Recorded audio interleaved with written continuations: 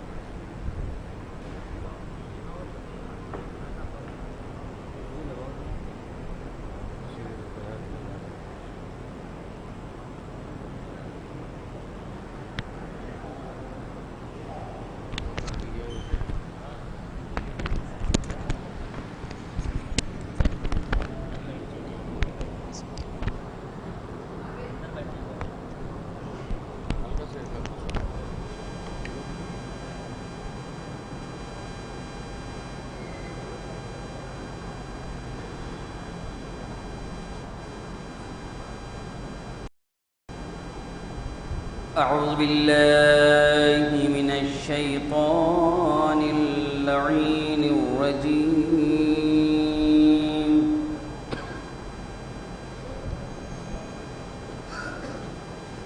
بسم اللہ الرحمن الرحیم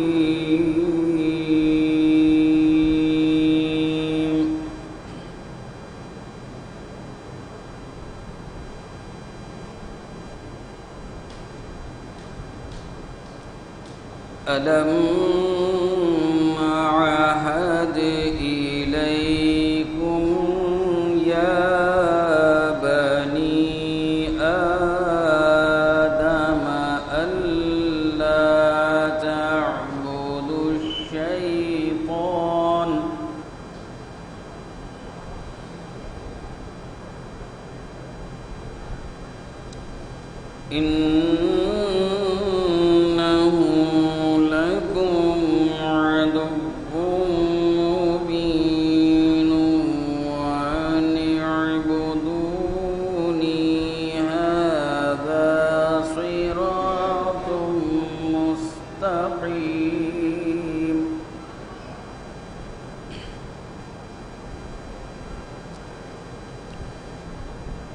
وَلَقَدْ أَضَلَّ مِنكُمْ جِبِلًّا كَثِيرًا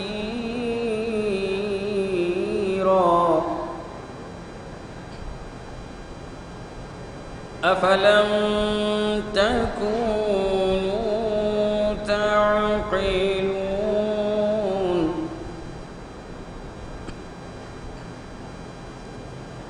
اصلوها اليوم بما كنتم تكفرون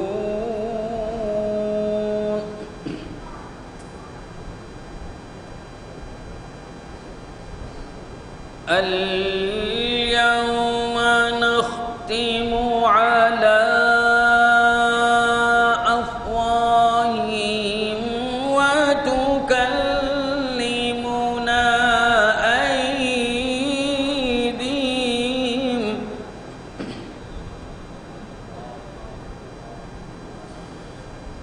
وتكلمنا أيديهم وتشهد أرجلهم بما كانوا يكسبون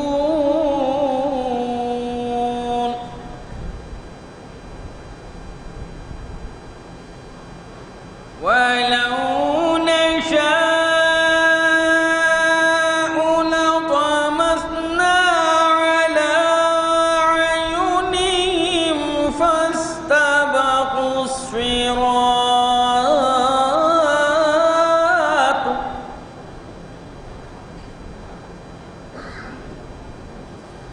فأنا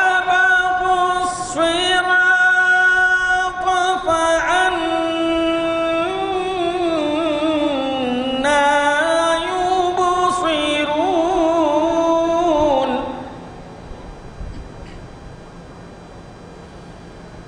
ولو نشاء لمسخناهم على مكانتهم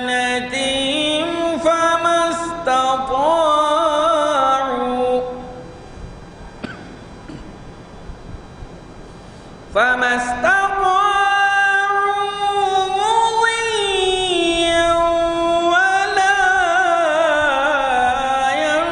يرجعون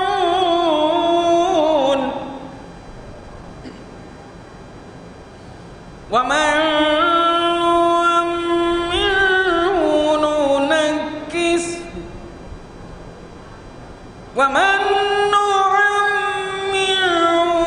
ننكسه في الخلق أفلا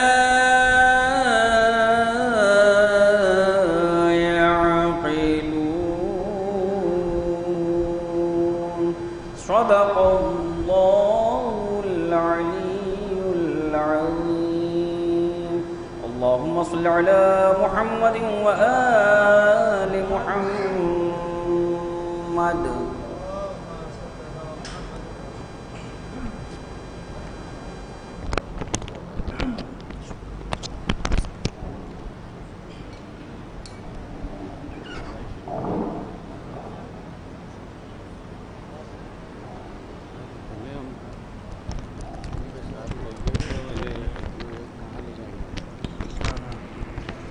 अज़ीज़ान गिरामी, अब पेशखानी के सिलसिले को शुरू करते हुए हस्ब दस्तूर जो इस हुसैनिया का हमेशा ये दस्तूर रहा है कि यहाँ पर पहले जो नन्हे अज़ादार हैं उन्हें मौका दिया जाता है।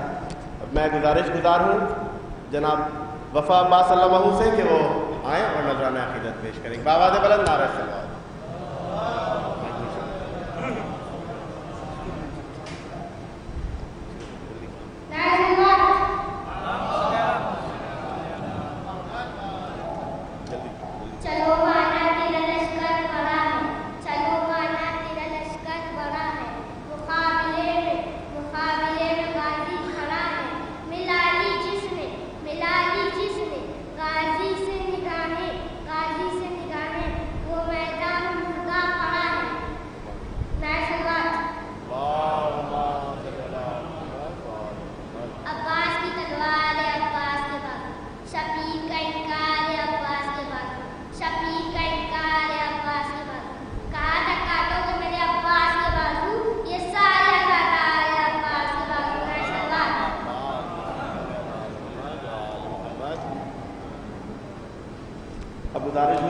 वली हुसैन सल्लल्लाहु से कि वो आए और नजराना अक़ीदत पेश करें। बावाज़ बुलंद नारा सलावत।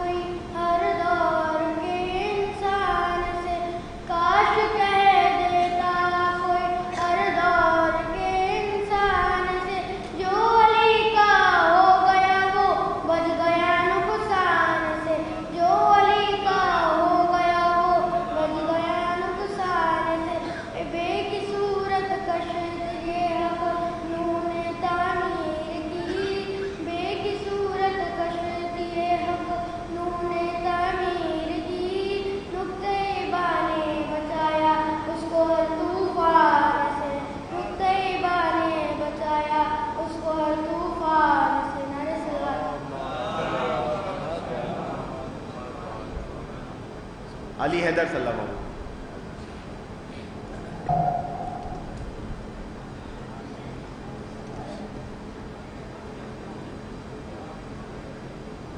نعرہ سلوات.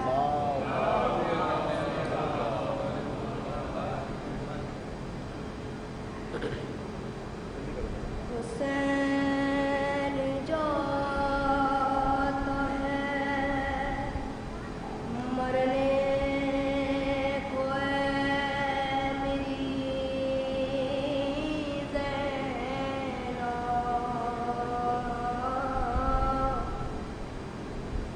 حسین جاتا ہے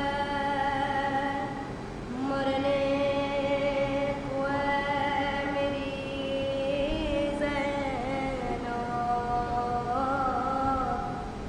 قریب آ گیا اب وقت آخری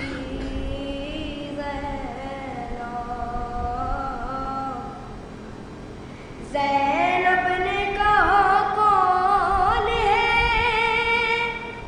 پردیس میں میرا ہے کیوں جاتے ہو تم چھوڑ کے بھیا مجھے تنہا. زینب کو ہر ایک موڑ پہ دڑ پائے گی دنیا.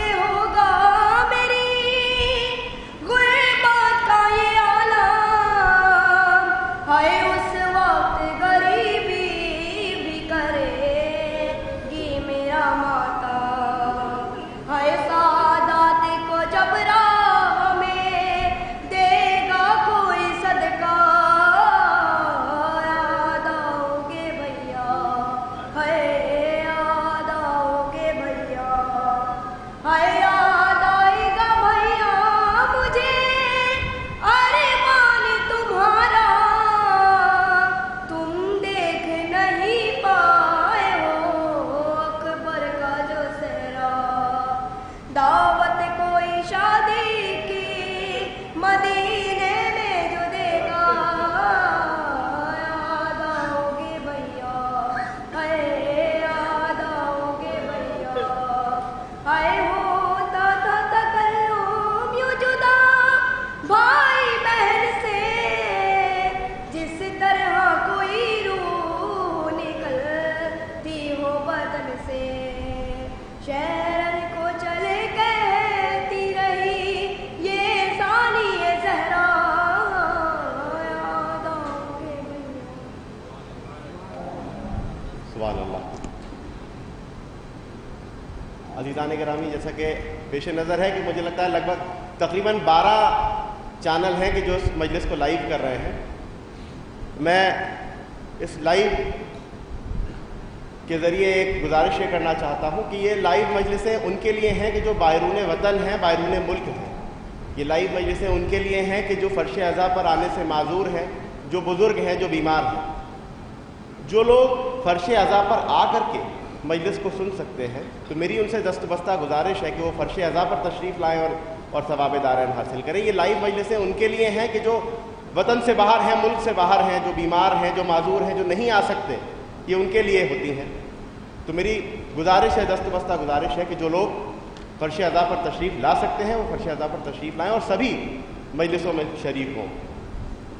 اب میں گزارش گزار ہوں جناب کوثر مہدی صاحب سے کہ وہ آئیں اور نذرانہ عقیدت پیش کریں، کیونکہ دامن وقت میں اب گنجائش نہیں بچی ہے. ٹھیک 10:30 بجے مجلس کو شروع کرنا ہوتا ہے. ایک بآواز بلند نعرہ سلوات.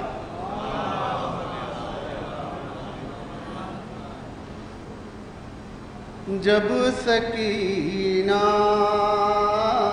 نے تڑپ کر کے پکارا ہوگا لاش عباس کا دریا پہ تڑپتا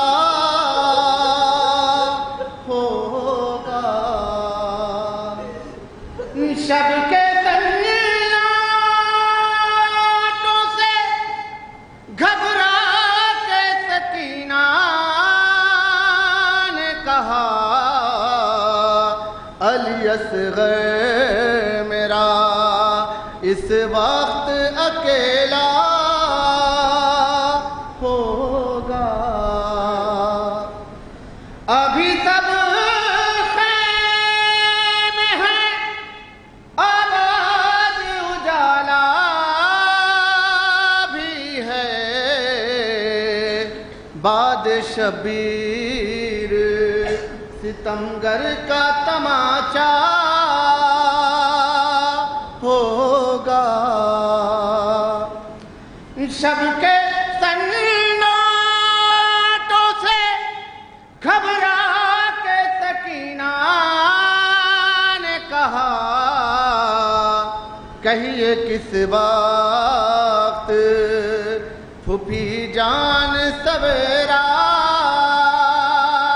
ہوگا، اور پوچھتی رہتی تھی زینب سے سکینہ سے میری تقدیر میں گھر لوٹ کے جانا ہوگا، حشر کی دھوپ کا احساس نہیں ہے، شمسی چادر مادر شبیر کا سایہ ہوگا، جب سکینہ نے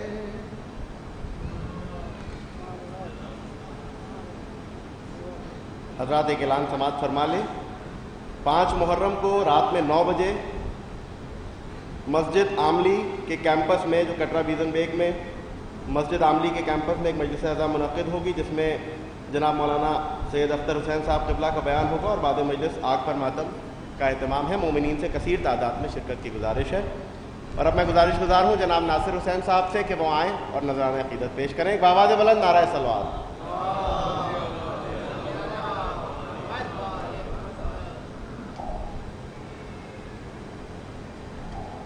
صدا یہ آتی تھی زہرا کرن سے ہائے حسین، پڑا ہے خاک پر مقتل میں سر کٹا حسین، خطا معاف جو حر کی امام نے کر دی،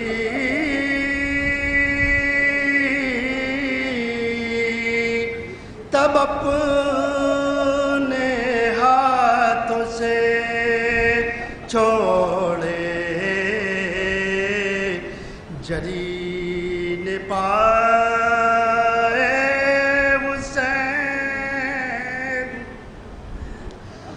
جوان سینے سے کھینچ لی برچھی،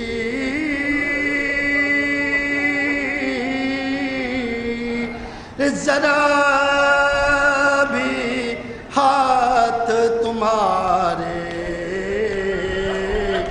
نہ تھر تھرائے حسین، منہ اپنا پھیر کے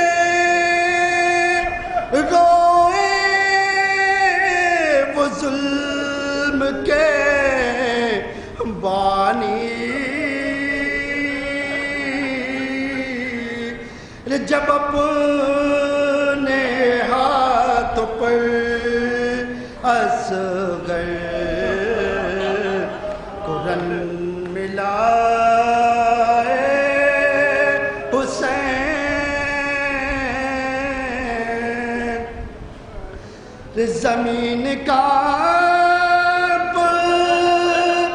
گئی آسمان لرز اٹھا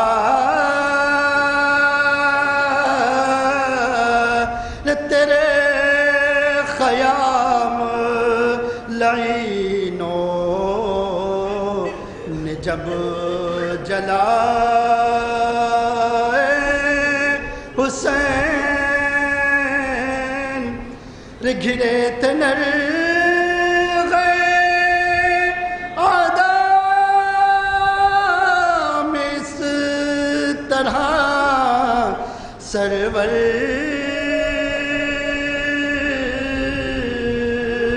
تلاش کرتی تھی زینب نظر نہ آئے حسین تجھے لعینوں نے پیاسا ہی قتل کر ڈالا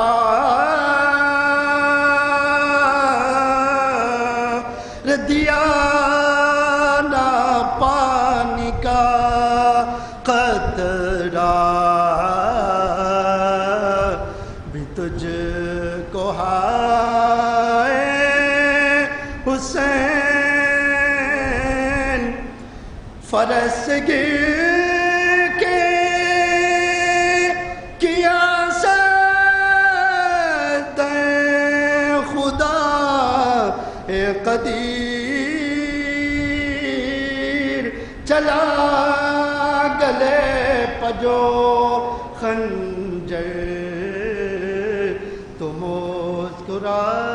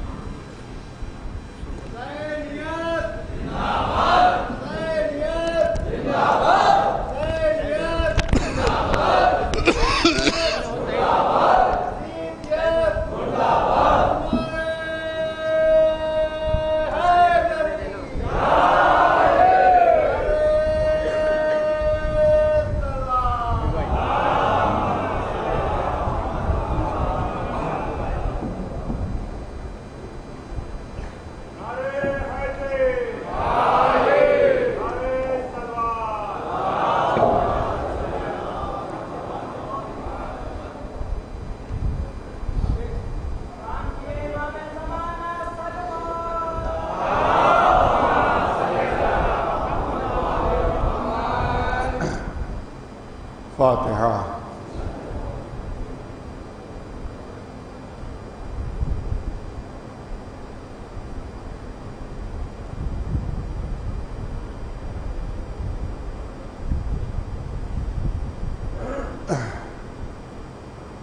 أعوذ بالله السميع العليم من الشيطان الرجيم. بسم الله الرحمن الرحيم. الحمد لله رب العالمين، والصلاة والسلام على سيد الأنبياء والمرسلين، سيدنا ونبينا وشفيع المذنبين أبي القاسم محمد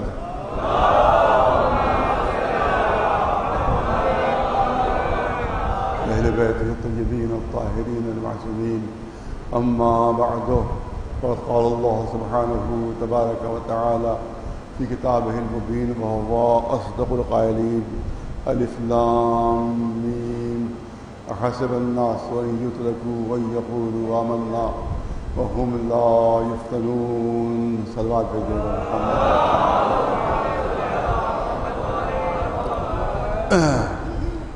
گفتگو جو ہو رہی تھی وہ عزائے امام حسین سے متعلق ہو رہی ہے، اور میں چاہتا ہوں کہ چند جملے ہمارے بچوں اور جوانوں تک پہنچیں، کیونکہ سب سے زیادہ اعتراض اسی عزاداری پر کیا جاتا ہے. یہ عزاداری جو ہے وہ بدعت ہے، عزاداری جو ہے اسلام کے خلاف ہے. عزاداری کو صاحب قرآن مجید سے ثابت کیجیے، عزاداری کو حدیث سے ثابت کیجیے، عزاداری کو یہ کیجیے. طرح طرح کے تو فتوے لگائے جاتے ہیں، اور ادھر محرم قریب آیا ادھر فتوے آنے لگے، اور شرک و بدعت جو ہے وہ اور اس کو کہا جانے لگا کہ شرک بھی ہے اور بدعت بھی ہے. لیکن ظاہر ہے کہ عزاداری جو ہے وہ میں نے شاید عرض کیا کہ نہیں کیا کہ یہ عزا حسین جو ہے وہ سنت الہیہ بھی ہے، سنت انبیاء بھی ہے، اور سنت محمد و آل محمد علیہ السلام بھی ہے.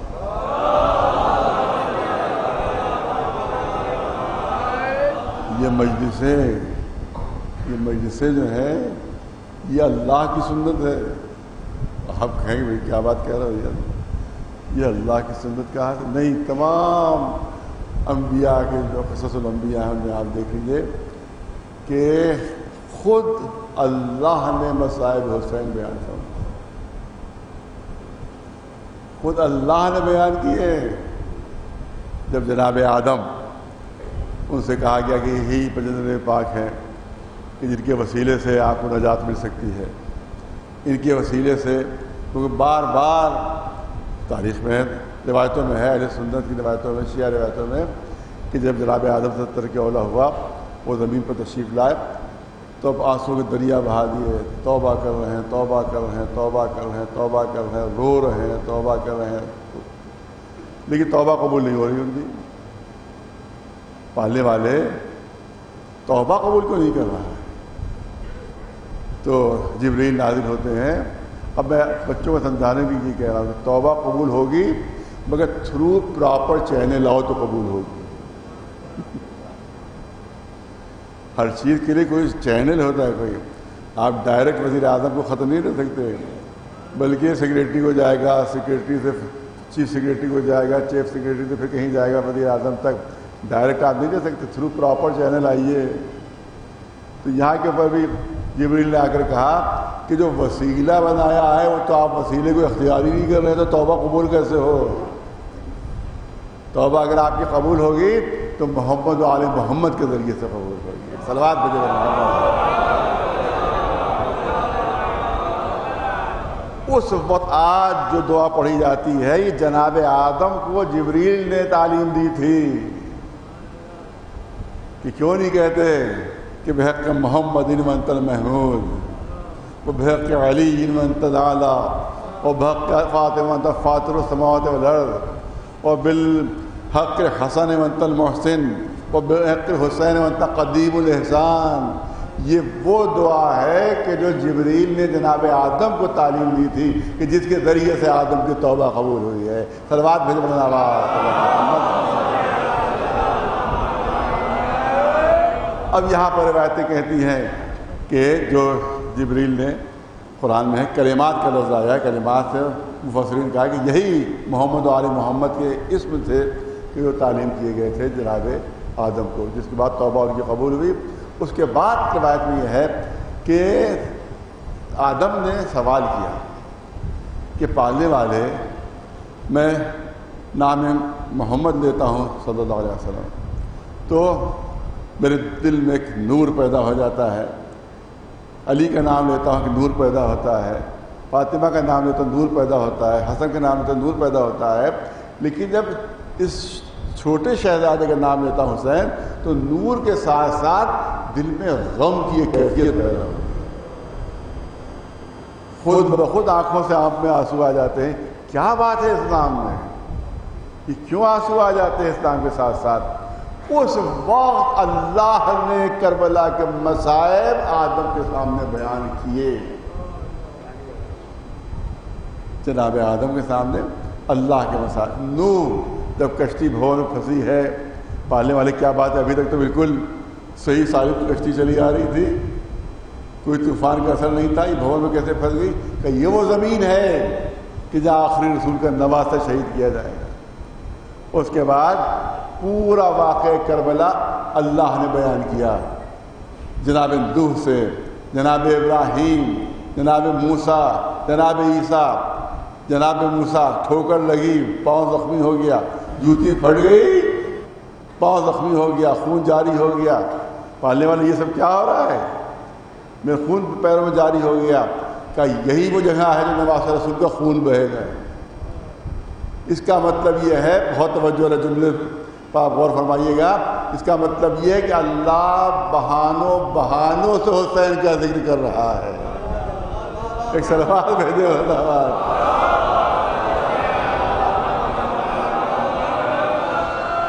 نہیں، صاحبان ذوق ہیں. بہانوں سے ٹھوکر لگی ذکر حسین، ذرا سی چوٹ لگی ذکر حسین، آنکھ میں آنسو آیا ذکر حسین. ارے ذاکر اللہ ہے، سننے والے انبیاء ہیں. ایک سلوات بھیجے بلند آواز.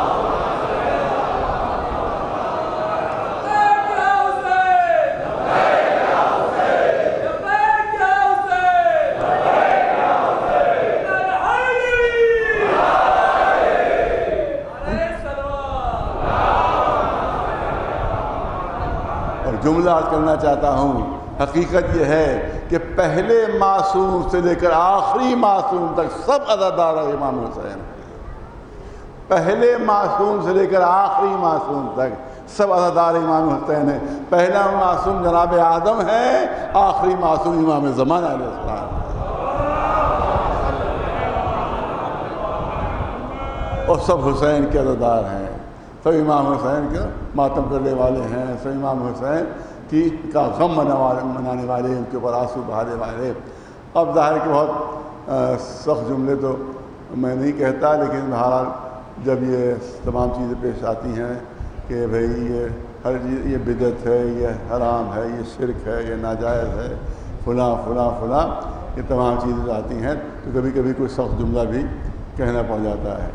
تو لہٰذا یہاں پر کرنا چاہتا ہوں کہ آخر کیا بات ہے کہ ادھر محرم شروع ہوا، ادھر شرارتیں بھی شروع. ادھر محرم شروع، ادھر شرارتیں شروع. فتوے آنے لگے، پوسٹر چھپنے لگے. یہاں تو شاید اب کم ہو گیا ہے، لیکن اور بھوپال وغیرہ میں اور بمبئی وغیرہ میں، ادھر وغیرہ میں اور دوسرے علاقوں میں ابھی بہت اس کا وبال ہے، بہت زیادہ.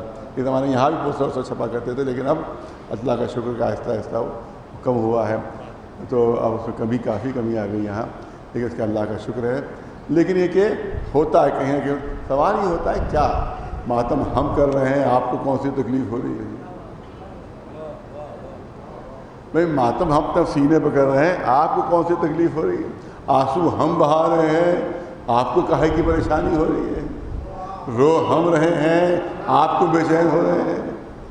ہے سوال کہ نہیں ہے؟ بھائی ہمارے آنسوؤں سے آپ کو کیا دقت ہو رہی ہے؟ ہمارے ماتم سے آپ کو کیا پریشانی ہو رہی ہے؟ ہماری ان مجلسوں سے آپ کو کون سی دقت ہو رہی ہے؟ نہیں، یاد رکھیے، میں اپنے سامنے کا واقعہ آپ کے سامنے پیش کرنا چاہتا ہوں. جب میں علی گڑھ میں پڑھتا تھا تو وہاں کے اوپر وہ لڑکوں نے پروٹیسٹ کیا وائس چانسلر کے خلاف. وائس چانسلر صاحب، نام نہیں لوں گا میں ان کا، بہت پہلے کی بات ہے، 25 سال پہلے کی بات ہے. وائس چانسلر کے خلاف پروٹیسٹ کیا، پروٹیسٹ وائلنٹ ہو گیا اور اس کے بعد پولیس نے گولی چلا دی. میرے ہی گھر سے تھوڑے ہی فاصلے پر ایک بچہ گولی سے مر گیا.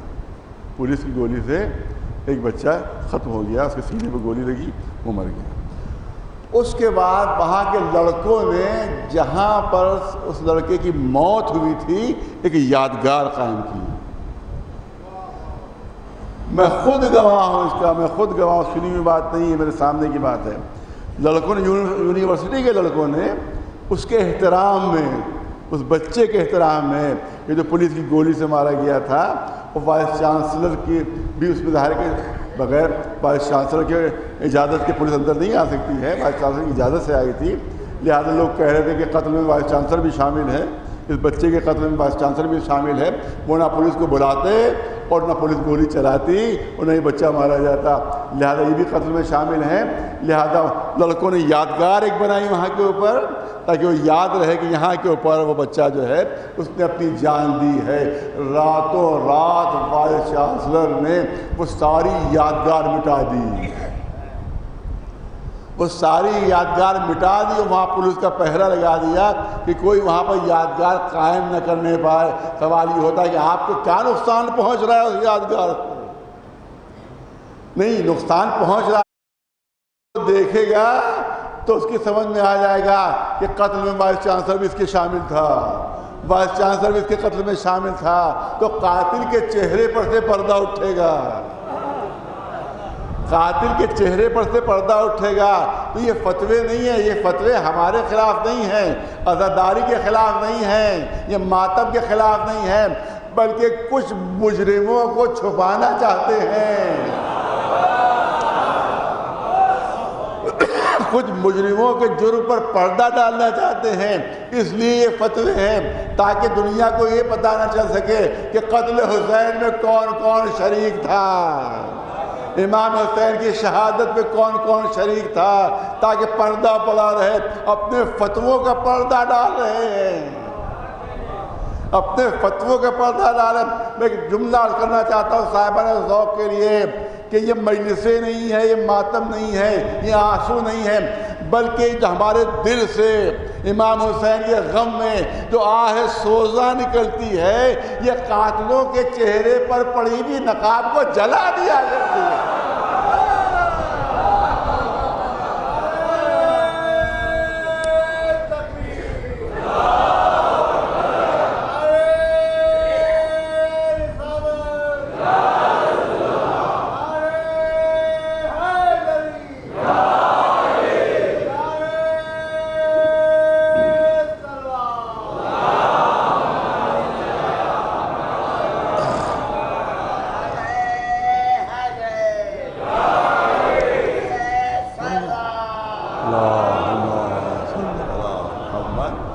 ارے کہاں تک میں نے کل کی ایک مجلس میں جو دورہ کربلا میں ہوئی تھی، وہاں پہ میں نے کچھ جملے کہے تھے، وہاں مجمع مختصر ہوتا ہے، میں چاہتا ہوں یہاں بھی چند جملے آپ کے سامنے پیش کیے جائیں۔ کہ میں نے وہاں کہا تھا، ارے صاحب، ارے 1400 سال پرانی باتیں کہاں تک دہرائیے گا، بہت پرانی ہو گئی بات، یہ بات بہت پرانی ہو گئی۔ بہت توجہ رجعت کرنا چاہتا ہوں، پڑھے لکھے مجمع کے جملے ہیں۔ دیکھیے زمانہ آگے بڑھتا رہتا ہے، کوئی شک نہیں ہے، زمانہ آگے بڑھتا رہتا ہے، جو لمحے ہیں وہ گھنٹوں میں تبدیل ہو جاتے ہیں، جو گھنٹے ہیں وہ دنوں میں تبدیل ہو جاتے ہیں، جو دن ہیں وہ ہفتوں میں بدل جاتے ہیں، جو ہفتے ہیں وہ مہینوں میں بدلتے ہیں، جو مہینے ہیں وہ سال میں بدل جاتے ہیں، سال جو ہیں صدیوں میں تبدیل ہو جاتے ہیں۔ آج سے تقریباً 100 سال پہلے جو جنگیں ہوئی تھیں جس میں کروڑوں لوگ مارے گئے تھے، آج ان کی کوئی یادگار باقی نہیں ہے، آج کوئی ان پر رونے والا نہیں ہے۔ پہلی جنگ عظیم میں، دوسری جنگ عظیم میں تقریباً کئی کروڑ لوگ مارے گئے تھے، کئی کروڑ مارے گئے تھے، آج ان پر کوئی آنسو بہانے والا نہیں، آج ان پر کوئی رونے والا نہیں، بس کبھی 1 منٹ کے لیے کھڑے ہو کر یاد منا لی جاتی ہے، مگر کسی کی آنکھ میں آنسو نہیں ہوتا۔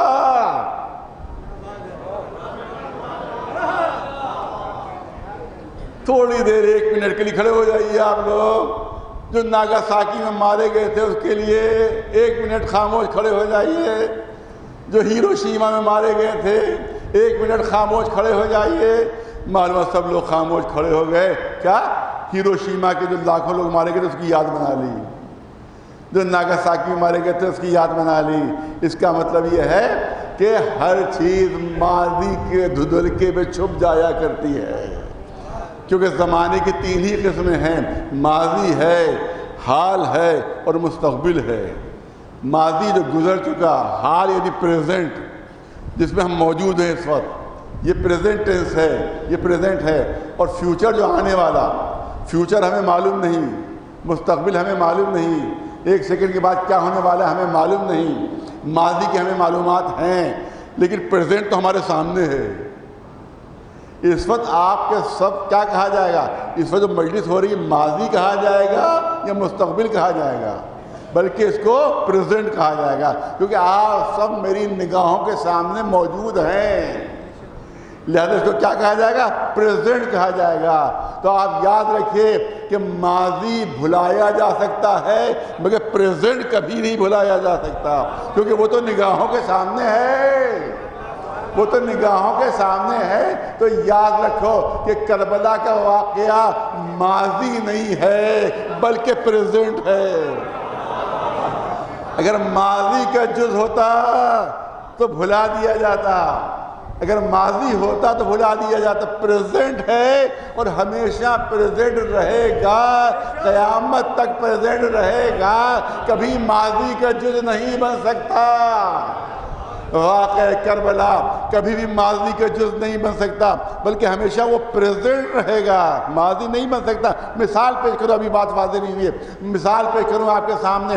آج سے 1400 سال پہلے فاران کی بلندیوں سے رسول اللہ نے اعلان فرمایا تھا، قولوا لا الہ الا اللہ تفلحون۔ 1400 سال پہلے اعلان ہوا تھا، قولوا لا الہ الا اللہ تفلحون۔ دیکھو لا الہ الا اللہ کہو تمہیں فلاح مل جائے گی، تمہیں جنت مل جائے گی۔ 1400 سال پہلے بھی یہ قول پریزنٹ تھا، آج بھی پریزنٹ ہے۔ آج بھی کوئی کہے لا الہ الا اللہ تو رسول کا قول آگے بڑھ کر کہے گا تفلحو، تمہیں فلاح مل جائے گی۔ اور اسی طرح سے قیامت تک یہ کلمہ جو ہے وہ پریزنٹ رہے گا، کبھی ماضی کا جز نہیں بن سکتا۔ تو جس طرح سے کلمہ لا الہ الا اللہ کبھی ماضی نہیں بن سکتا بلکہ ہمیشہ پریزنٹ رہے گا، ہمیشہ حال کا جز رہے گا، ہمیشہ یاد رہے گا۔ آج بھی اگر کوئی کہے کہ تم کیا کہہ رہے ہو، کوئی کہے ارے صاحب 1400 سال پہلے بات دہرا رہے ہو، وہ کہے گا نہیں آج کے لیے بھی ہے اور قیامت تک کے لیے ہے۔ تو یاد رکھو کہ جس طرح سے کلمہ کبھی پرانا نہیں ہو سکتا، جس طرح سے کلمہ کبھی پرانا نہیں ہو سکتا، اسی طرح سے جس نے کلمے کو بچانے کے لیے قربانیاں دی ہیں اس کی قربانیاں بھی کبھی ماضی کا جز نہیں بن سکتی۔ آج بھی زندہ ہے قربانی، قیامت تک یہ قربانی زندہ رہے گی۔ ایک صلوات رضا محمد والا۔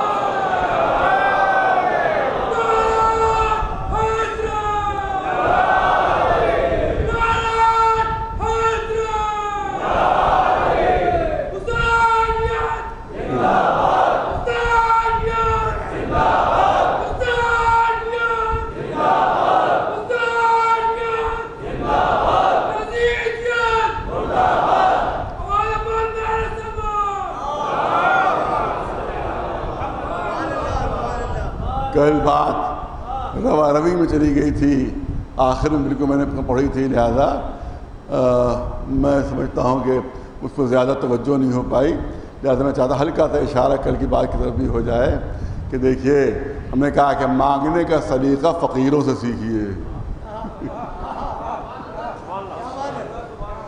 اور کل کے جملوں کو ذرا تھوڑا سا لفظ بدل کر میں کہنا چاہتا ہوں تاکہ بات بچوں تک پہنچ جائے، کیونکہ کل میں نے دیکھا کہ زیادہ توجہ اس جملے پر نہیں ہوئی تھی۔ لہذا میں چاہتا ہوں کہ ایک بار پھر اس کو آپ کے سامنے پیش کر دوں کہ مانگنے کا سلیقہ فقیروں سے پہنچیے۔ دروازہ کھٹکھٹا کر نہیں پوچھتے کہ تمہارا مذہب کیا ہے، رہنے والوں کا مذہب کیا ہے، رہنے والوں کا دھرم کیا ہے، رہنے والوں کا ریلیجن کیا ہے، بلکہ وہ دروازے پر لگی ہوئی تختی سے سمجھتے ہیں۔ توجہ رہے، دروازے پر لگی ہوئی تختی سے سمجھ جاتے ہیں۔ میں نے کہا تھا اگر اللہ لکھا یا اللہ یا اللہ یا اللہ تو سمجھ لے گا کہ کوئی سعودی عرب کا ماننے والا ہے کہ سوائے اللہ کے اور کچھ نہیں اس کے یہاں، سوائے اللہ کے۔ تو فقیر وہاں پر صرف اللہ ہی اللہ کہے گا، اور کسی کا نام نہیں لے گا. آگے بڑھ کر دیکھا کہ ساتھ ساتھ یا رسول اللہ بھی لکھا ہوا ہے کہ ہاں یہ رسول اللہ کو بھی ماننے والا ہے. اب وہ کہے گا اللہ کا بھی صدقہ دو اور رسول اللہ کا بھی صدقہ دو. اس کو معلوم ہے, اس نے دروازہ کھٹکھٹا کے نہیں پوچھا کہ اندر کون رہتا ہے, تختی سے اندازہ ہو گیا اس کو کہ رہنے والے کون ہیں. جو دروازے پر تختی لگی تھی اس سے اندازہ. اور آگے بڑھا تو لکھا تھا صدقہ پنجتن, تو سمجھ گیا پنجتن کے ماننے والے ہیں. یا علی لکھا ہوا تھا اور وہ کہے گا مشکل کشا کا صدقہ, پنجتن پاک کا صدقہ. تو اس کا مطلب ہے کہ کھٹکھٹا کر پوچھنے کی ضرورت نہیں ہوتی کہ تمہارا عقیدہ کیا ہے, کس کو مانتے ہو, کس کو چاہتے ہو, تمہاری پسند کیا ہے, تمہاری ناپسند کیا ہے.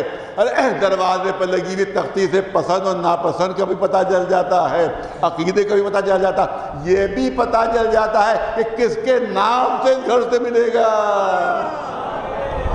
یہ بھی پتہ چل جاتا ہے کہ کس کے نام سے گھر سے ملے گا. اسی لیے اللہ نے عرش کے اوپر ایک تختی لگا دی ہے جس پر لکھا ہوا ہے ان الحسین مصباح الہدی سفینۃ النجاۃ. حسین مصباح خدا بھی ہے, نجات کا سفینہ بھی ہے. اب نہ پوچھو اللہ سے کہ کس سے محبت کرتا اور کس سے نہیں, بس تختی سے اندازہ کر لو کہ کس کے نام پر اللہ سے ملے. ایک صلوات بلند آواز سے محمد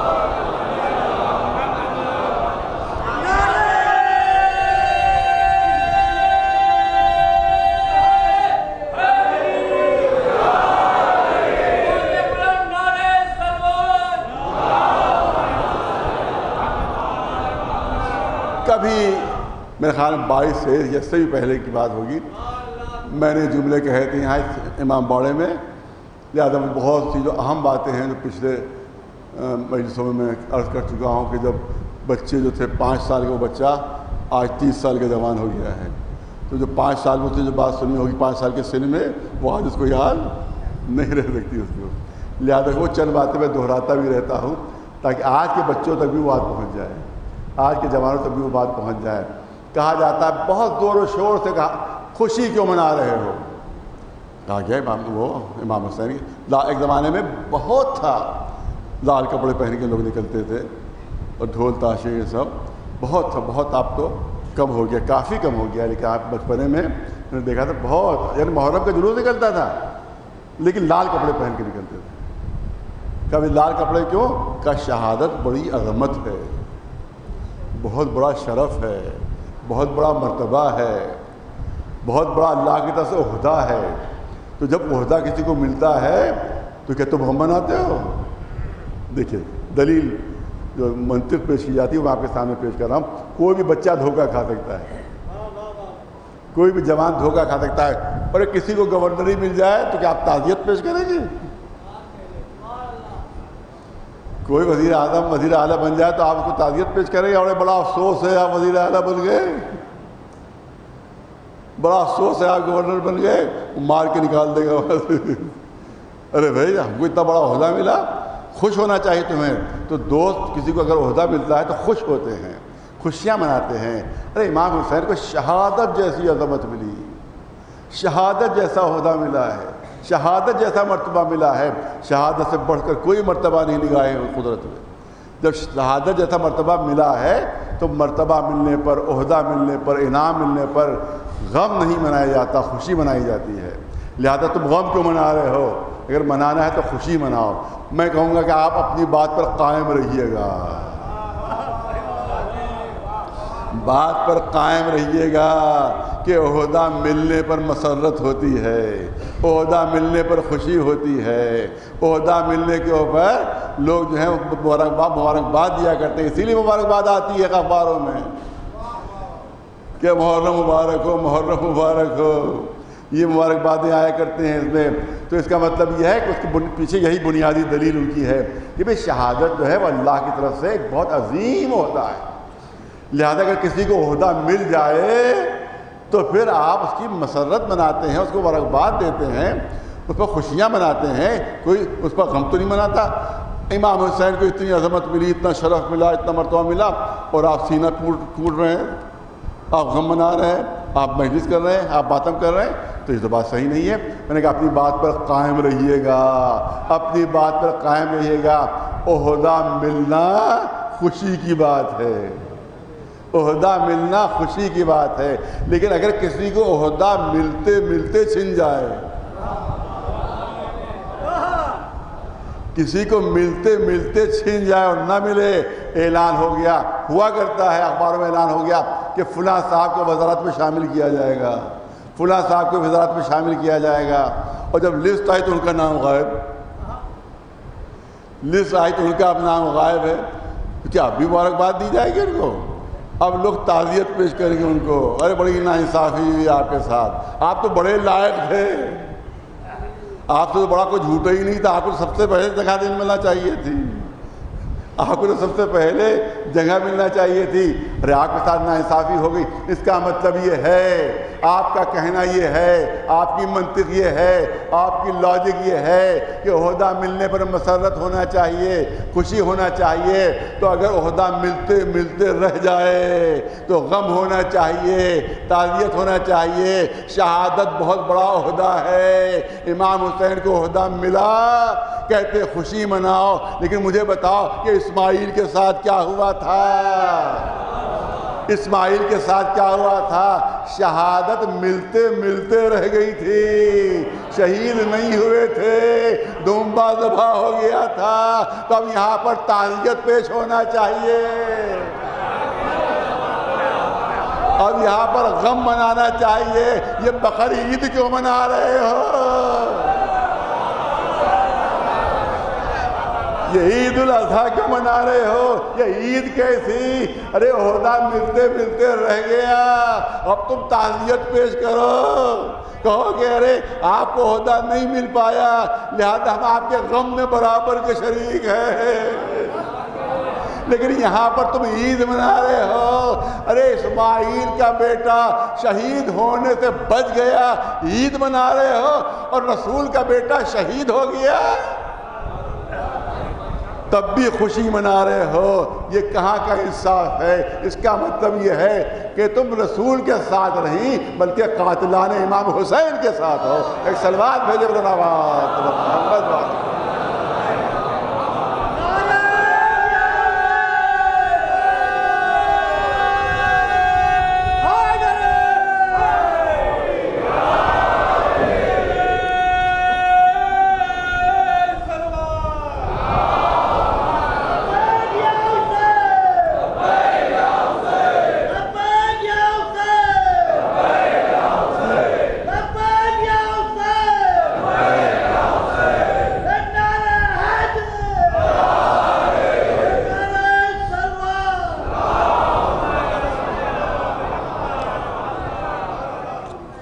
اب ایک اور مثال سن لیجئے بچوں اور جوانوں کے لیے۔ ایک جنازہ جا رہا ہے، بہت توجہ ہے، یہ کہا جاتا ہے کیوں رو رہے ہو، کیوں رو رہے ہو، کیوں آنسو بہا رہے ہو، کیوں رو رہے ہو؟ ایک جنازہ جا رہا ہے، آپ دیکھیں تشییع جنازہ میں پتہ چلا کہ فلاں صاحب کا انتقال ہو گیا ہے، کہنے والے صاحب وہاں پرانی ان سے دوستی تھی، پرانی جان پہچان تھی، ہم میت میں شریک ہو جائیں، جنازے میں شریک ہو جائیں۔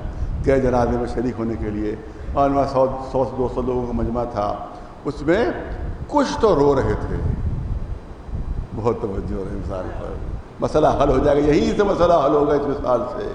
اس مثال کو اگر بچے یاد کر لے تو سارے مسئلے اسی مثال سے حل ہوں گے جو میں آپ کے سامنے پیش کرنا چاہتا ہوں۔ جنازہ جا رہا ہے، میت جا رہی ہے، 100-150 مثلاً مجمع ہے، اس کے بعد ہم بھی شریک ہو گئے، ثوابن بھی شریک ہو سکتے ہیں، یا کچھ جان پہچان تھی اس لیے بھی شریک ہو سکتے ہیں، وہاں شریک ہوئے، لیکن کچھ لوگ جو ہیں وہ ان کی آنکھوں سے آنسو بہہ رہے ہیں، رو رہے ہیں، اور کچھ لوگ صرف خاموش سر جھکائے چل رہے ہیں۔ اب کیا ہم وہاں پوچھیں گے کہ یہ رو کیوں رہے ہیں اور یہ خاموش کیوں ہیں؟ ارے توجہ رہے بات کے اوپر، کیا ہم وہاں سوال کریں گے رونے والوں سے کہ آپ بھائی رو کیوں رہے ہیں؟ اور کیا ہم سوال کریں گے ان خاموش رہنے والوں سے کہ وہ تو رو رہے ہیں، آپ کیوں خاموش ہیں، آپ کی آنکھوں میں آنسو کیوں نہیں ہیں؟ سوال نہیں ہوگا، بلکہ ہم دیکھ کے سمجھ جائیں گے کہ جن کی نگاہوں، جن کے آنکھوں میں آنسو ہیں، ان کی کوئی قریبی رشتہ داری ہے میت سے.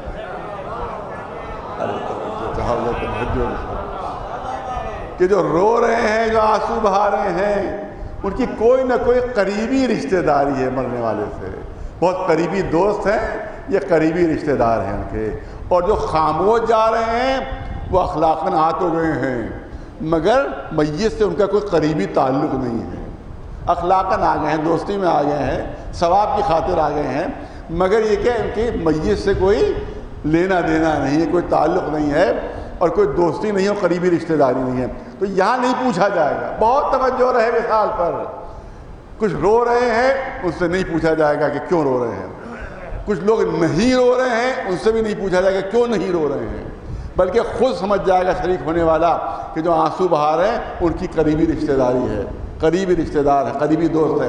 اور جو نہیں آنسو بہا رہے، نہیں رو رہے، وہ آ گئے ہیں لیکن کہ ان کی قریبی رشتہ دار، کوئی دلی رشتہ ان کا مرنے والے سے نہیں ہے.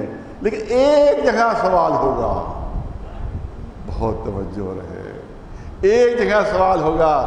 باپ کا کسی کا انتقال ہوا، ہم گھر میں تعزیت کے لیے پہنچے، دیکھا ایک بیٹا تڑپ تڑپ کر رو رہا ہے، ایک بیٹا تڑپ تڑپ کر رو رہا ہے، بلک بلک کر رو رہا ہے، اور دوسرا بیٹا خاموش بیٹھا ہوا ہے، نہ آنکھوں میں آنسو ہیں، نہ چہرے پر کوئی غم کا اظہار ہے. یہ بھی بیٹا ہے، وہ بھی بیٹا ہے. ارے بہت توجہ رہے، یہ بھی بیٹا ہے، وہ بھی بیٹا ہے. وہاں ہم نے سوال نہیں کیا کہ رونے والے رو کیوں رہے ہیں اور نہیں رونے والے نہیں کیوں رو رہے ہیں. لیکن یہاں جب دو بیٹے ہیں، دونوں کا باپ ہے، تو اس کو بھی رونا چاہیے جس طرح سے وہ بھی رو رہا ہے.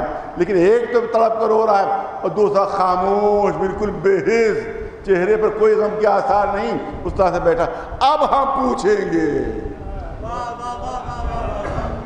ارے توجہ رہے، اب ہم پوچھیں گے کہ ایک بیٹا تو تڑپ تڑپ کر رو رہا ہے، دوسرا بیٹا یوں ہی خاموش بیٹھا ہوا، نہ آنکھوں میں آنسو ہیں، نہ چہرے پر غم کے آثار ہیں. ارے اس کا بھی تو باپ تھا، اس کا بھی تو باپ، یہ کیوں نہیں رو رہا ہے؟ تو وہاں والے چپکے سے کان میں آ کر کہیں گے ارے بڑا نالائق بیٹا ہے. ارے توجہ رہے، بڑا نالائق اور نافرمان بیٹا ہے. ارے باپ اسے آنکھ کر چکا ہے، لہذا اب یہ کیسے روئے. لیکن یہ جو دوسرا بیٹا رو رہا ہے، یہ بڑا محبت کرنے والا، بڑا اطاعت گزار، بڑا وفا شعار. تو اب یہ نہ پوچھو رونے، ارے رسول کے گھر میں غمی ہوئی ہے. ارے توجہ، رسول کے گھر میں غمی ہوئی ہے. ہم بھی رسول کے ماننے والے، تم بھی رسول کے ماننے والے، ہم رو رہے ہیں، تم خاموش ہو. رونے والوں سے نہیں پوچھا جائے گا کیوں رو رہے ہو، جو نہیں رو رہے ہیں ان سے پوچھا جائے گا کیوں نہیں رو رہے ہو. کہیں رسول نے آنکھ تو نہیں کر دیا ہے؟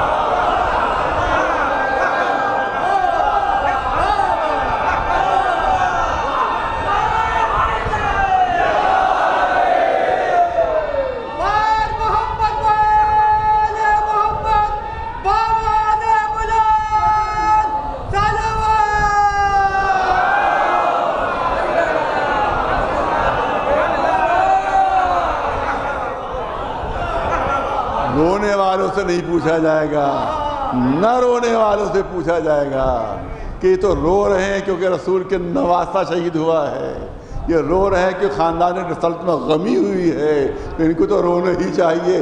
تم کیوں نہیں رو رہے ہو؟ تم سے پوچھا جائے گا تو کہیں آپ خدا تو نہیں ہو؟ ارے کہیں ایسا تو نہیں کہ کوئی پرانی دشمنی نکال رہے ہو؟ ایسا تو نہیں کہ کبھی دھکے دے کر نکالے گئے؟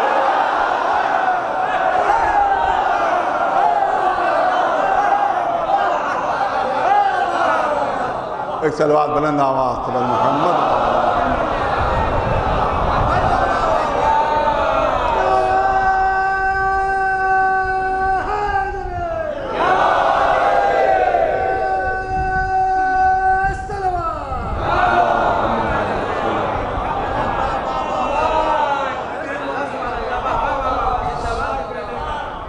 شرک و بدعت سنتے سنتے کان پک گئے. شرک ہے بدعت ہے.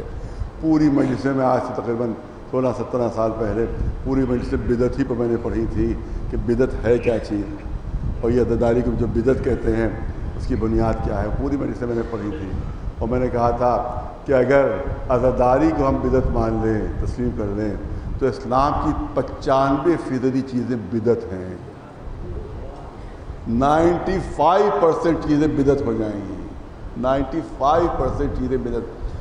وہ پتہ نہیں وہ میرا محفوظ ہے کہ نہیں ہے، آج سے 15-16 سال پہلے کی بات ہے. میں نے پڑھا تھا پورا اسی موضوع میں پڑھا تھا، پورا اشرا اسی موضوع میں پڑھا تھا کہ بدعت عزاداری بدعت ہے یا عبادت ہے. اسی موضوع پر اشرا تھا، عزاداری بدعت ہے یا عبادت ہے. اس میں نے ثابت کیا تھا، یاد رکھو کہ نمازیں پڑھتے جاؤ، مگر ویسی نماز نہیں جیسے رسول نے پڑھی تھی. ارے توجہ رہے، اگر ویسی نماز نہیں جیسی رسول نے پڑھی تھی تو ٹکریں ہوں گی، نماز نہیں ہوگی.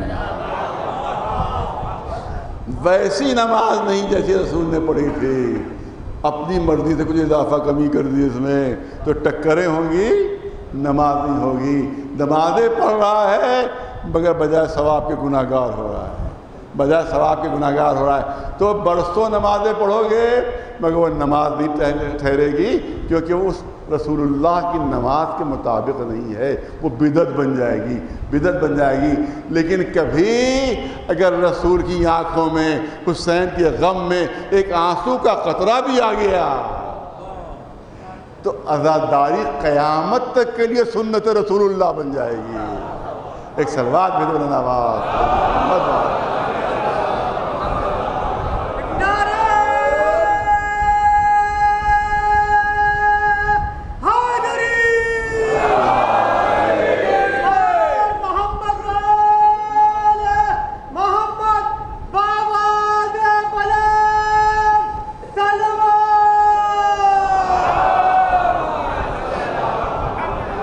بس آخری جملے. اور اسی زمانے میں یہ بات میں نے کہی تھی جس کا میں نے حوالہ دیا ہے کہ ایک بہت مشہور شعر ہے جو پڑھا جاتا ہے، اور وہ مشہور شعر یہ ہے کہ روئیں وہ جو قائل ہے ممات شہداء کے، روئیں وہ جو قائل ہیں ممات شہداء کے، ہم زندہ جاوید کا ماتم نہیں کرتے. یہ شعر پڑھا جاتا ہے کہ جو قرآن کہہ رہا ہے کہ شہید زندہ ہے، قرآن کہہ رہا ہے شہید زندہ ہیں اور آپ رو رہے ہیں زندہ پر. آپ زندہ پر قرآن نے کہا شہید زندہ ہے.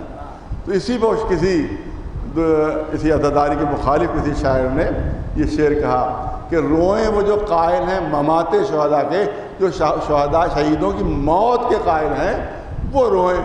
ہم اس لیے نہیں روتے کہ ہم تو شہید کو زندہ سمجھتے ہیں، لہذا ہم نہیں روئیں گے کیونکہ وہ زندہ ہے. زندہ پر تھوڑی رویا جاتا ہے. دیکھیے کیسا خطرناک شعر ہے یہ، بلکہ جنگل کا شعر کی طرح خطرناک ہے یہ. اس کے جو کہا جا رہا ہے کہ اس میں کوئی بچہ بہک سکتا ہے لیکن ہے، اس کا بھی حل موجود ہے. اب میں ان کے سامنے پیش کرنا چاہتا ہوں کہ فتویٰ کیا ہے، وہ سعودی عرب کے علماء کا فتویٰ کیا ہے. فتویٰ یہ ہے کہ آپ صرف جو زندہ ہے اس کو دعا میں وسیلہ بنا سکتے ہیں، رسول اللہ کو دعا میں وسیلہ نہیں بنا سکتے. کیوں نہیں بنا سکتے؟ ان کا کہنا ہے کہ مر چکے ہیں. حضرت علی کو دعا میں وسیلہ نہیں بنا سکتے، ان کا کہنا ہے کہ مر چکے ہیں، وہ معاذ اللہ ختم ہو چکے ہیں. لہذا دعا میں وسیلہ نہیں بنا سکے۔ جب ہم یہ کہتے ہیں کہ رسول اللہ کو پہلے تو کہا تھا ٹوٹل کہا تھا، فتویٰ یہ تھا کہ کسی کو وسیلہ بنا ہی نہیں سکتے، اللہ سے ڈائریکٹ مانگیے۔ لیکن جب ہم نے مثالیں پیش کر دی کہ فلاں صحابی نے رسول کو وسیلہ بنایا تھا، فلاں صحابی نے رسول کو وسیلہ بنایا تھا، فلاں صحابی نے رسول کو بنایا تھا، تو اب مجبور ہو گئے، لہٰذا پلٹی کھائی، اب قلع بازی کھائی کہ نہیں زندہ کو وسیلہ بنا۔ جب تک حیات تھی رسول اللہ کی تب تک آپ وسیلہ بنا سکتے تھے، لیکن اب کیونکہ وہ معاذ اللہ مر چکے ہیں لہٰذا اب آپ ان کو وسیلہ نہیں بنا سکتے۔ لہذا فتویٰ کیا، فتویٰ چینج کیا انہوں نے، فتویٰ بدلا۔ پہلے تو ٹوٹل فتویٰ تھا کہ کسی کو آپ وسیلہ بنا ہی نہیں سکتے، چاہے زندہ چاہے مردہ، لیکن بعد میں جب مثالیں پیش کر دی کہ آپ کے جو خلفاء ہیں انہی نے وسیلہ بنایا رسول اللہ کو، جناب حضرت ابن عباس نے وسیلہ بنایا ان کو، تو یوں کہا گیا کہ اچھا زندہ کو بنا سکتے ہیں، زندہ کو وسیلہ بنا سکتے ہیں۔ تو آپ نے کیا کہا، کیونکہ تمہارے امام زندہ مردہ ہیں لہذا ان کو وسیلہ نہیں بنا سکتے۔ عجب العجبی ہے، بہت توجہ ہے، عجب العجبی ہے۔ ارے جب ہم ان کو روتے ہیں، ہمارا ہر امام شہید ہوا ہے، یا تلوار سے شہید ہوا ہے یا زہر سے شہید ہوا ہے، توجہ رہے، جب ہم ان کو روتے ہیں، بہت توجہ، جب ان کو روتے ہیں تو تم کہتے ہو زندہ ہیں، زندہ کو نہیں رویا جاتا، اور جب ہم ان کو دعا میں وسیلہ بناتے ہیں تو کہتے ہو مردہ ہیں، مردوں کو وسیلہ نہیں بنایا جا سکتا۔ ارے خود پہلے اپنے عقیدے کی اصلاح کرو کہ کیا مانتے ہو، زندہ مانتے ہو یا مردہ مانتے ہو، یا ہر چیز ہماری ضد میں ہے۔ ہم نے دعا مانگی کیا مردہ ہے، ہم روئے کا زندہ ہے۔ ایک سلوات میں دے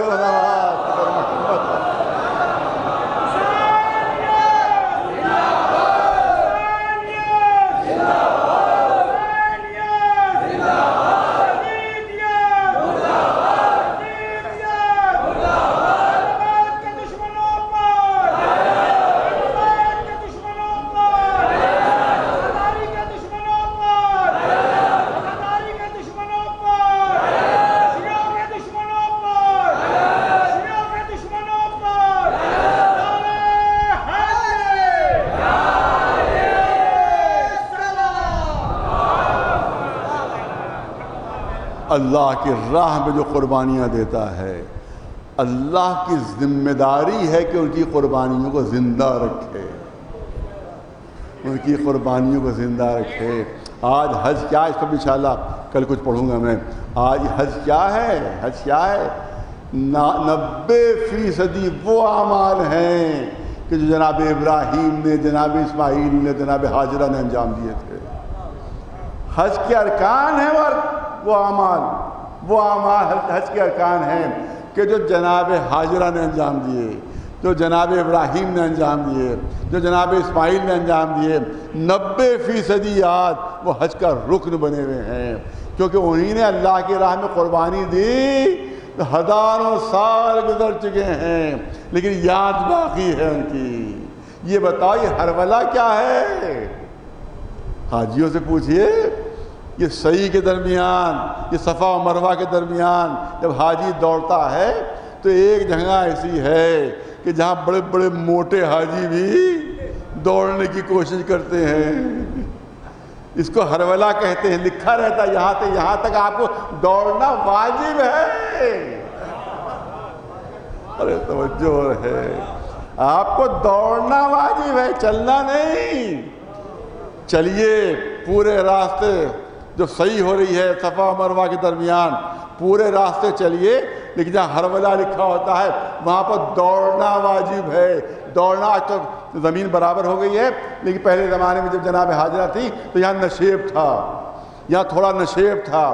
جب نشیب تھا اور جناب حاجرہ صفا سے مروہ تک جاتی تھیں، مروہ سے پھر صفا تک آتی تھیں، اور نظر جناب اسماعیل پر رہتی تھی، نظر جناب اسماعیل پر رہتی تھی کہ بچہ کس حال میں ہے، بچہ کس حال میں ہے، بچہ کس حال میں ہے، لیکن جب حربلے کے مقام پر پہنچتی تھی تو اس زمانے میں یہاں پر نشیب تھا، ماں کو بچہ نظر نہیں آتا تھا، ماں کو بچہ نظر نہیں آتا تھا، تو یہاں دوڑ کر گزرتی تھی تاکہ جلد سے جلد اس کو پار کر لے، تاکہ اسماعیل کو دیکھ سکیں۔ آج ہر حاجی پر واجب ہے کہ جناب حاجرہ کے اس عمل کی وہ تقلید کرے۔ ارے کربلا کا واقعہ تو 1400 سال پرانا ہے، یہ حربلا تو 4000 سال پرانا ہے۔ آج اس کی تقلید تم کر رہے ہو کیونکہ ایک ماں نے اپنے بچے کے لیے محبت کے جذبات کا اظہار کیا، تو آج بھی اس کی یاد قائم ہو گئی ہے۔ اور کربلا کے میدان میں حسین نے اپنا سب کچھ قربان کر دیا، اور کہتے ہو یاد بنانا بدعت ہے، یاد بنانا شرک ہے۔ ایک صلوات بھیج محمد، ایک صلوات بلند آواز پر محمد۔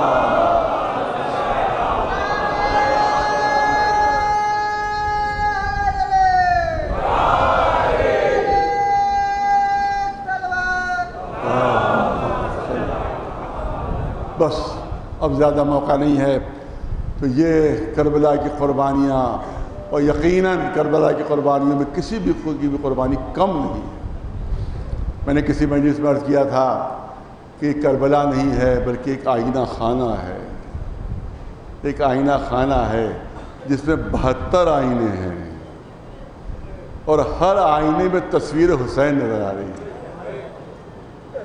سب حسین تھے وہاں، جتنے تھے سب حسین تھے۔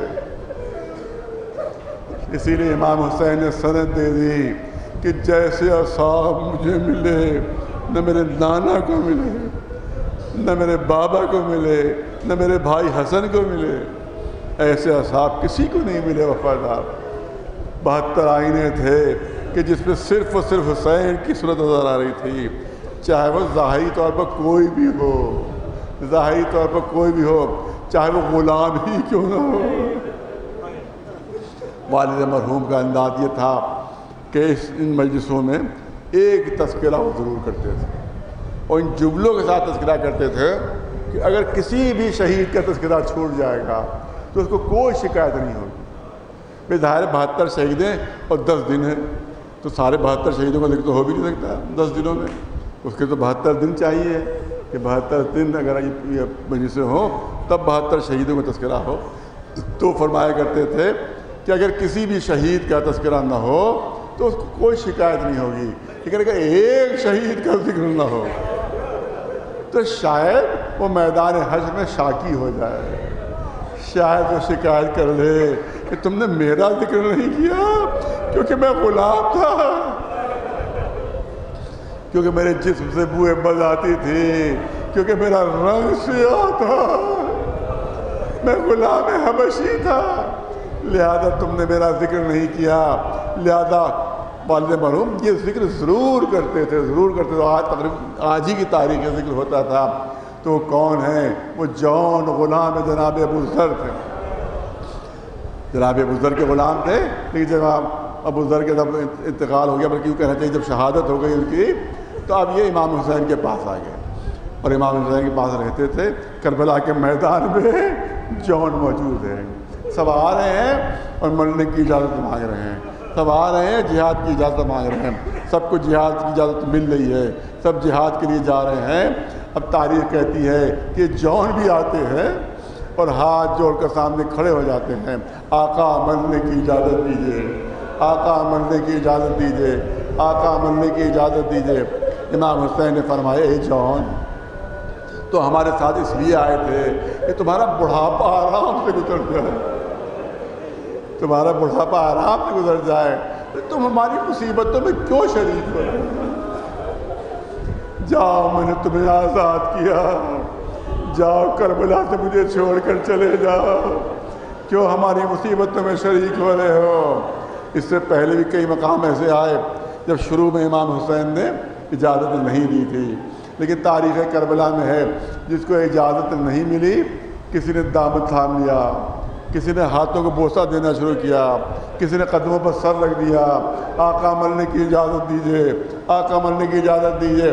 مگر تاریخ کہتی ہے کہ جب جون سے کہا کہ تم مجھے چھوڑ کر چلے جاؤ، ہماری مصیبت میں کیوں شریک ہوتے ہو، تو نہ جون نے ہاتھ جوڑے، نہ دامن پکڑا، نہ قدموں پر سر رکھا، بلکہ 2 قدم پیچھے ہٹے، زمین پر شکن پڑی۔ اے آقا میں سمجھ گیا، اے آقا میں سمجھ گیا کہ آپ مجھے مرنے کی اجازت کیوں نہیں دے رہے ہیں۔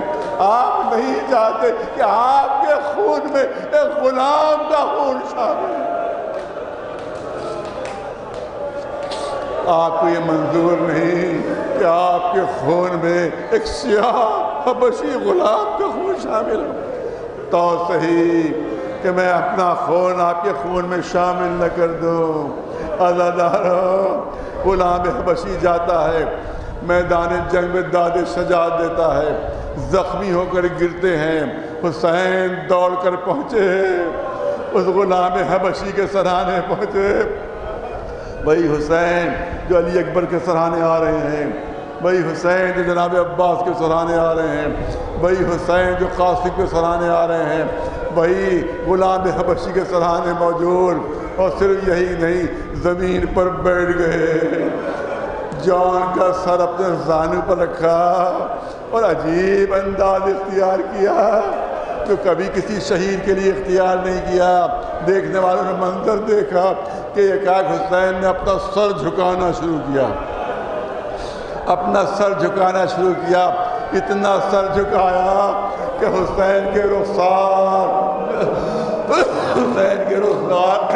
جون کے رخسار سے مل گئے۔